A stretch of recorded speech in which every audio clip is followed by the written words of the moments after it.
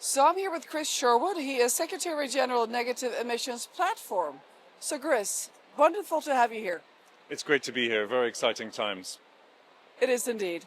So please tell the viewers, what is the Negative Emissions Platform? What is it trying to achieve in terms of helping governments and also society to have emissions by 2030 and hit it, of course, net zero by 2050? Yeah, the Negative Emissions Platform is a Brussels-based, not-for-profit industry association bringing together the carbon removals industry. And so we indeed advocate with governments around Europe and elsewhere in the world to promote regulatory frameworks that will bring the carbon removals industry into existence in a more substantial way than it is today. And it's important to note that carbon removals is not emissions reductions. It's about taking the remaining CO2 that's already in the atmosphere and removing that. So it's a complement to emissions reductions, which the IPCC says we will need approximately 10 billion tons per year of by 2050. And we don't really have that anywhere close to that right now. So what kind of companies or organizations are active in the Negative Emissions Platform? We have about 65 members. 3/4 of those are companies that develop CDR or carbon dioxide removal technologies and deploy CDR projects. We have some others like Microsoft and Stripe, which are buying carbon removals on the voluntary market, which exists today. And then we have some other members who are part of the broader ecosystem, registries, specialized venture capital, consultancies, marketplaces, etc. So Chris, you have your first ever pavilion here at the COP.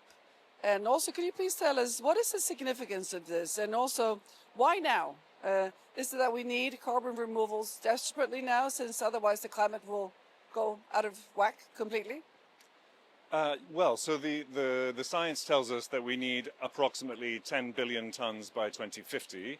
But in order to get the industry from where it is today, which is 2 billion tons if you include all of the forestry and mangroves and other kind of nature-based solutions, which are not really going to be able to grow very much over the coming years. That means we need to grow the kind of more permanent, long duration, more technological CDR methods to that scale to a sort of approximately 8 billion tons per year by 2050.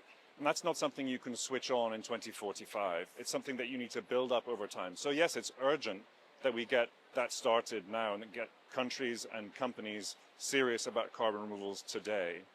The significance of the pavilion is that at previous COPs, carbon removals is a topic which has been discussed at various pavilions. You can go to the national pavilions or some of the scientific pavilions, and there will be some programming around carbon removals.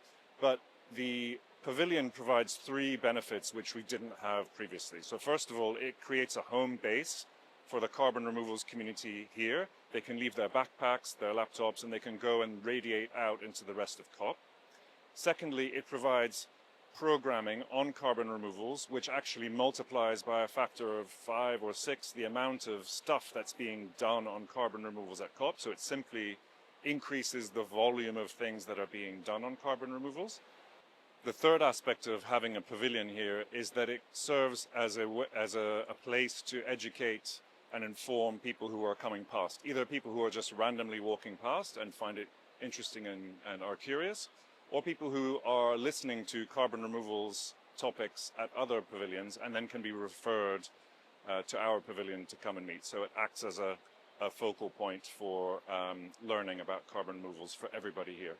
What do you need from governments in order to scale this faster? The very first thing we need from governments is a recognition that they need carbon removals in order to reach net zero. It's impossible to get to net zero without carbon removals because there will always be some residual emissions.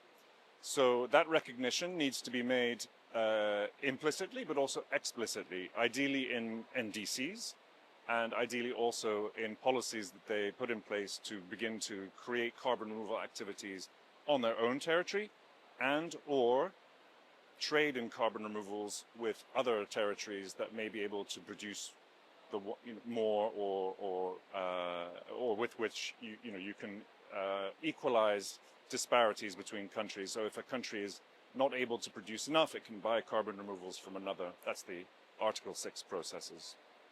So, Chris, do you see this happening? What are your hopes for the outcome, and then from your perspective? I do see it happening. The only question is if it's going to happen fast enough. So one of the things that the carbon removal community that is here is doing is actually trying to talk to the governments about the importance of moving faster to recognize the role that CDR has and to actually start to write it explicitly into policy. So do you think you will have these decisions, these policies in place? What are your hopes for the outcome of the COP? There will be a lot of countries that do put these policies in place, and that currently they're being led by a number of kind of pioneer countries. There are a number of European countries in there, but also Kenya is a leader in this space. India, Brazil also have a huge potential in terms of carbon removals and have been already creating regulatory frameworks that will support the emergence of the industry. But the vast majority of countries are nowhere near that kind of stage, and that's where we need to do a lot of work. Well, thank you very much, Chris. It's been a delight to talk to you about this, and best of luck. Thank you very much.